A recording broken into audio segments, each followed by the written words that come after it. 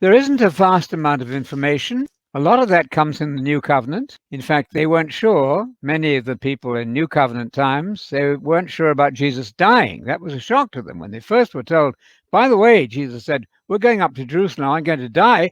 And their natural reaction was, oh no, Jesus, you couldn't do that. You're the Messiah. You're going to rule the world. You're not going to die.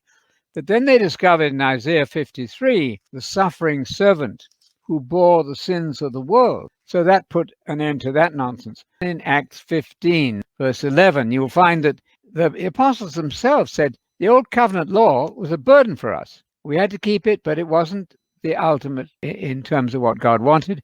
And so the rabbis used to say that when the Messiah comes visibly to establish his kingdom, he will introduce laws which he had never introduced before.